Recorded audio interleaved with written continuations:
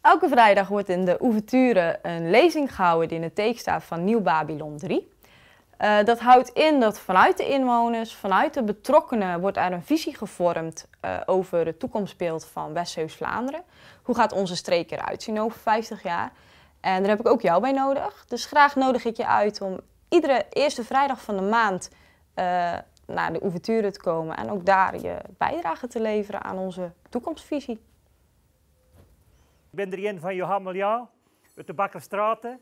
En ik heb mijn studie gedaan in Wageningen, daar ben ik ook gepromoveerd. Ik ben daarna begonnen in de internationale zaadwereld.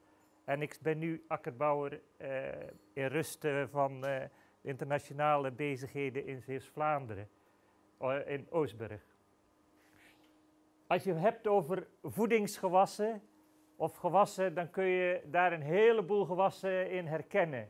Als je naar de gewassen kijkt, dan zijn er heel veel. Dus voeding betekent dat we een heel divers palet hebben. En dat is eigenlijk heel bijzonder. Er zijn al 35 voedingsgewassen waar we eigenlijk dagelijks of in de loop van een jaar mee te maken hebben. En een belangrijk onderscheid wat ik wilde maken in gewassen is de fysiologie van de gewassen. Want je hebt gewassen die noemen we C4 gewassen en er zijn gewassen dat zijn C3 gewassen. Dat wil zeggen dat ze verschillende fysiologische samenstelling hebben, waarbij de een vooral 4 koolstofketens bij elkaar opstapelt en de ander 3. Onder die van de 4, die zijn door een speling van de natuur eigenlijk bijna nooit in Europa terechtgekomen, omdat dat vooral gewassen zijn die veel zon nodig hebben. En die zon gaat meestal samen met een lange dag intolerantie en een korte dag behoefte. En de belangrijke gewassen met een C4 is bijvoorbeeld sorghum, is bijvoorbeeld suikerriet, is bijvoorbeeld miscanthus. Dat zien we tegenwoordig ook in Zeeuws-Vlaanderen komen. Dus je ziet dat een aantal van die C4-gewassen, die beginnen we aan te ruiken, omdat we zeggen, misschien kunnen we als we iets aan die warmtebehoefte doen, misschien het ook wel in deze gebieden gebruiken. En dan de C3-gewassen zijn alle gewassen die we kennen, zoals tarwe, haver, gerst, rogge enzovoorts. We hebben natuurlijk allerlei dingen waar we van kunnen eten en ik denk dat, als ik hier de mensen zo zie, de meesten die eten er goed van, dus jullie zullen dat wel weten. Wat zijn de huidige problemen? Er komen alsmaar meer handjes en niet noodzakelijkerwijs voor het werk. In 2050 kunnen we 9,7 miljard mensen verwachten. En die zitten vooral in landen zoals China, Azië, India, Zuid-Amerika, als je naar Brazilië kijkt. De mondiale wereldvoedselproductie die is op dit moment eigenlijk heel erg milieu-intensief geweest. Dus we zijn hebben we ingezet op een soort intensieve teelt. En voor de toekomst zullen we toch ook naar de groene technologie moeten kijken. Dat betekent meer proberen met de gewassen op een milieuvriendelijke manier te werken. Wat zijn de mondiale problemen? Er is een sterke concurrentie voor het land om te kunnen produceren. In 2050 is 50% van de productieve landbouwgrond verdwenen. En dat komt dus vooral door sterke uitbreiding van het aantal mensen. Dus als je vandaag de dag naar Nairobi gaat, dan zie je de stad kilometers groeien in een paar jaar. En aan de andere kant, vanuit Ethiopië, komt de woestijn opzetten omdat de geiten alles opvreten. Dus landbouwgrond verdwijnt aan de ene kant door bewoning en daardoor is de gronden die we hebben, daar moeten we zuinig op zijn. En we zullen dus meer met marginale gronden moeten gaan werken, want die gronden, we zien het zelfs hier in Zeeuws-Vlaanderen, er wordt niet noodzakelijkerwijs gekeken of een stad moet uitbreiden op een slechte grondsoort of op een goede grondsoort. Die wijk moet daar komen, want zo is het gepland. En dat is dus een belangrijke keuze. Een tweede belangrijke ontwikkeling is dat water steeds schaarser wordt. En het grootste gedeelte van het water wordt vandaag de dag, zoetwater, wordt in de landbouw gebruikt. Iedereen eet meer vlees, want als je welvaart krijgt, dan wil je eiwitten. En je ziet nu de Chinezen en de Indiërs, die willen ook wel eens een biefstuk. En wat we zien in de moderne landbouw hier in Zeeuws-Vlaanderen, de productieniveaus zijn bereikt op de goede gronden, dus de groei genetisch gezien die stagneert. En dan, om het nog ingewikkelder te maken, krijgen we drastische klimaatsveranderingen, waardoor we langere droge periodes krijgen en meer regenvallen van hoge intensiteit. Dus dat betekent dat de productie veel meer risicovol wordt. We vergeten nog wel eens, als je met een politiek zit zoals die van ons, waar ze veel zitten te vergaderen, dat dat eigenlijk nog geen eens zo'n slechte zaak is. Want als je naar Zimbabwe kijkt, dan gingen we 40 jaar geleden van Wageningen op praktijk, omdat ze zo goed grootschalig konden landbouw produceren. En vandaag de dag importeren ze eten, omdat de president gezorgd heeft dat er geen ontwikkeling was. Dus politieke stabiliteit is zeer belangrijk voor de toekomst. Marktverstoringen. Wij exporteren het overschot van onze billetjes van de kippen, want dat vinden we hier niet lekker. Dat gaat dan naar Afrika. En daar maken we de kippenindustrie kapot, omdat daar die mensen er niet tegen kunnen produceren tegen onze dumpprijzen. Prioriteitsstelling. In Zambia zie je dat mensen gaan katoen produceren, want dat is voor het geld. Dus we willen een economie, want de boeren moeten voor het geld werken. Het gevolg is natuurlijk dat het geld niet betaald wordt en die boeren die hebben geen eten, omdat ze nu alles in de commerciële gewassen hebben. Het gevolg is honger op gebieden waar vroeger voedsel geproduceerd was. Dus de prioriteit van waar je voor werkt is ook heel belangrijk. En ik denk dat dat een heel belangrijk iets is. De Japanners hebben altijd gezegd, we weten hoe belangrijk het is om zelfvoorzienend te zijn. In Nederland is nog wel eens de politiek, we importeren het wel. Een ontwikkeling is ook dat meer en meer de druk op antibiotica wordt belangrijker. Het gevaar daarvan is dat we micro-organismen krijgen die resistenties overbrengen en die zich vermeerderen. Want een bacterie is een leger van 1 man.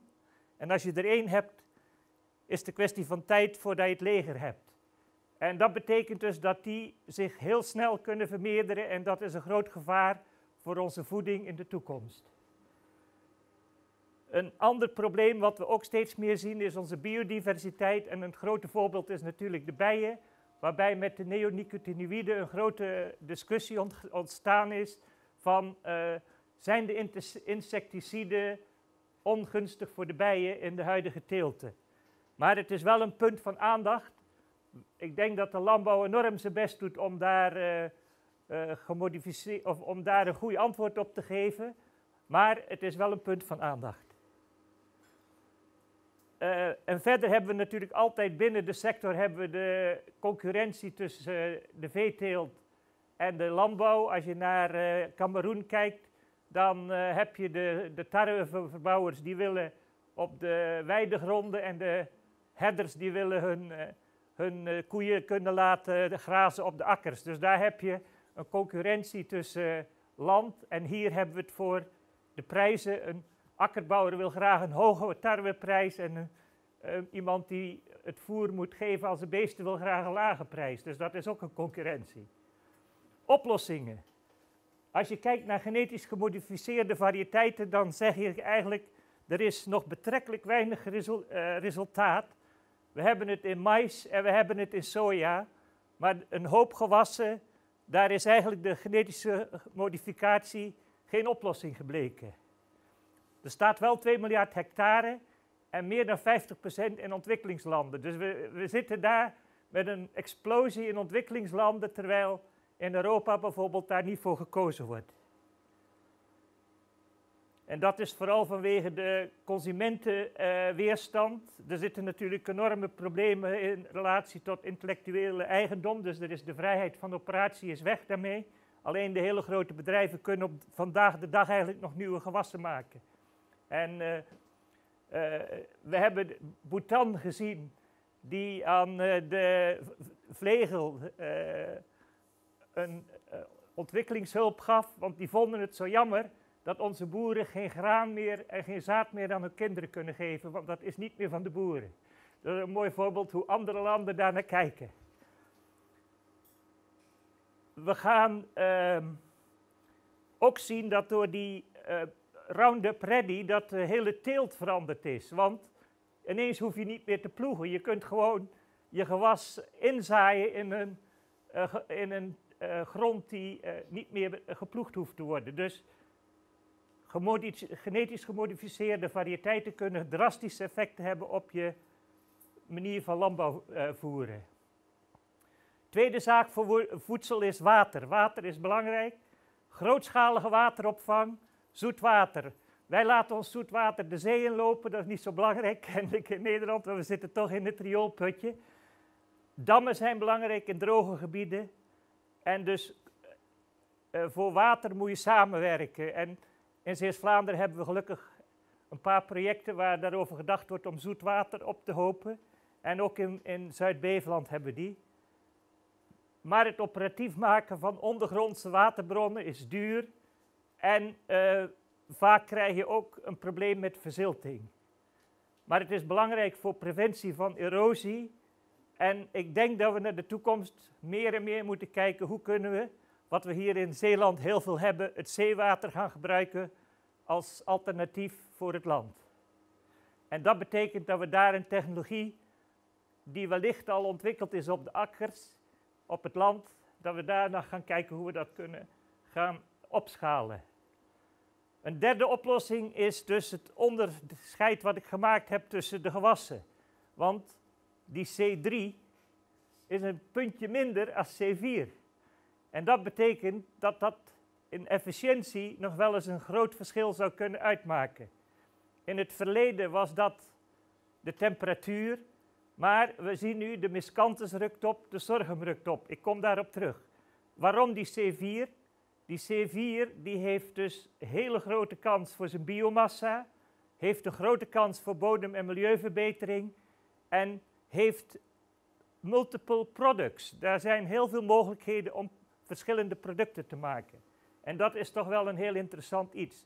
Als je dat afzet tegen de tarwe die op dit moment piekt, dan hebben we, en als je dan kijkt dat er in Rusland nog gebieden zijn waar ze gemiddeld nog geen ton per hectare halen, dan moeten we toch iets aan onze efficiëntie gaan doen. Is tarwe een mogelijkheid om in de toekomst vervangen te worden door een C4-gewas?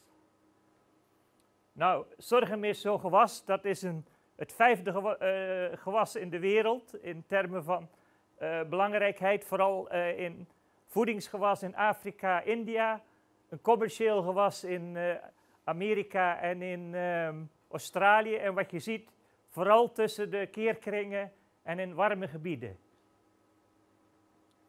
Dit is in Zeeuws-Vlaanderen op een boerderij hier niet zo ver van Oostburg. En je ziet dus dat dit is dan een voorbeeld van een C4-gewas. Een van de weinige voorbeelden van een gewas wat bio-energie, biomassa en graanproductie kan combineren. Bovendien is het nog een glutenvrij graan. Dus het is ook nog een bijzonder voeding voor mensen die obesitas hebben, waar we er hier toch ook een paar van hebben. Potentie van de sorghums. Het is een gewas wat goed kan groeien op marginale gronden. Het is geschikt voor een groot areaal, maar je kunt het nu, vandaag de dag van de 55ste breedtegraad telen, aan de noorderbreedtegraad tot de 55ste breedtegraad aan de zuidelijke kant van de evenaar. Het is droogte- en warmtetolerant. Het kan rustig 6 weken zonder water. En het heeft maar 70% van de behoefte van water van maïs. En als je het vergelijkt met luzerne, helemaal een groot verschil. Het is geschikt voor menselijke en dierlijke consumptie. Dus we hoeven het niet alleen te doen voor de beesten. Er zit graan op, er zitten suikers in. Je kunt van het graan bio-energie maken. Je kunt van het graan energie maken voor brandstof. Je kunt van de cellulose energie maken voor brandstof. En je kunt uit de suikers energie maken voor brandstof. Dus multipurpose. Bovendien kun je er bier van maken. Nou, daar zijn wij als Vlamingen ook niet gek van, niet zo vies van. Het heeft kleurstoffen waar ze in Frankrijk al jaren mee werken. En last but not least, voor mensen die van wijn houden, er zitten ook antioxidanten in. Dus dat is echt een interessante combinatie. Verder zou het geschikt kunnen zijn voor biologische gewasbescherming, omdat het cyanide kan vormen in de grond bij afbraak van de bladeren.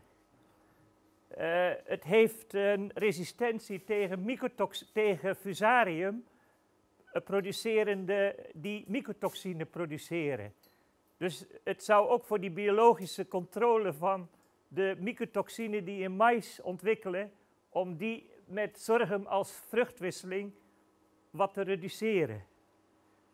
En last but not least, in de mais, als je de maiswortelboorder krijgt, dat is een quarantaineorganisme in Nederland, dan kunnen we nu al vertellen dat de sorghum resistent is tegen deze pest, tegen deze plaag. En in Oostenrijk heeft het gevolg gehad dat in 5 jaar het areaal voor de veetelers tot 10.000 hectare gegroeid is. Omdat ze daar last hadden van die wortelboorder en dan wordt die vruchtwisseling essentieel. Volgens Louis Bolk is het zelfs het derde gewas naast mais en gras voor de veetelers met productiemogelijkheden van 10 tot 26 ton droge stof per hectare en bovendien een redelijke vertering. Het is niet zo goed als mais, zeker niet. Maar het heeft meer eiwit en bovendien heeft het dan vaak wat meer suikers. Ik denk dat dat genoeg is, ik ga ermee stoppen. Ik heb al gezegd dat het glutenvrij is. Het is een heel belangrijk element is dat het een niet genetisch gemodificeerd organisme is. Dat heeft bijvoorbeeld in Chili tot gevolg dat ze tot $120 miljoen importeren voor de visteelt, omdat hun visteelt het predicaat niet genetisch gemodificeerd heeft. En dus dat betekent als daar de maisoogst tegenvalt, dan durven ze geen mais te importeren, want mais is genetisch gemodificeerd. Dus daar zie je dat het soms betaalt om iets niet te doen. Dat is iets modificeren. Een van de nieuwste ontwikkelingen, dat zijn zaken die een beetje bij mij op de boerderij getest zijn. Walter Sturm is erbij geweest. We hebben dit jaar voor het eerst eigenlijk een gewas gehad waar de boeren eens een keer niet naar beneden hoefden te kijken, maar ze konden omhoog kijken naar de oogst. En we hebben daar eigenlijk geconcludeerd dat het wellicht een goed product is als groenbemester. Zo ziet het gewas er een beetje uit. Dus het is een vrij lange plant met een pluim bovenaan. In het midden staat er een lager gewas. Die heeft 2 problemen. Op 2 meter staan er maar 4 planten. Dus hij blijft niet leven nadat hij gekiemd is, omdat het te koud is. De bodem is te koud. En ten tweede is dat hij dus in Amerika combinen ze de sorghum. Dus vandaar dat hij zo kort is. Dit is een voorbeeld van Zeeuwse hybrides. En je ziet dus dat je een pluim hebt van 30 centimeter. Helaas is het is niet te zien, maar je moet me geloven. Hier komen we dan aan het punt van climate smart agriculture. En wat we zien is dat door de maisteelt je een bodem krijgt die vooral oppervlakkig beworteld is. Een heel stuk bodem waar je geen connectie meer hebt met het grondwater.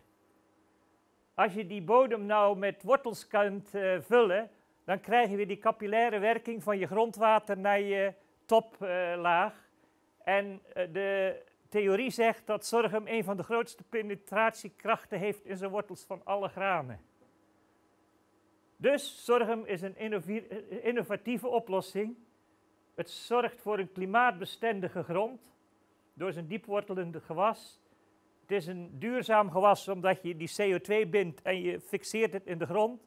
Je voorkomt uitspoeling en afspoeling, waardoor je weer minder troep in het grondwater hebt en in het drinkwater. En last but not least, je hebt voedselzekerheid en biomassa. Dus het is een van de weinige gewassen waar we niet de voedselproductie in de derde wereld hoeven te compromitteren voor bio-energie. En we kunnen bovendien nog eens een keer glutenvrije producten eten. Het kan grootschalig verbouwd worden, dus de boeren hier kunnen er makkelijk mee vooruit.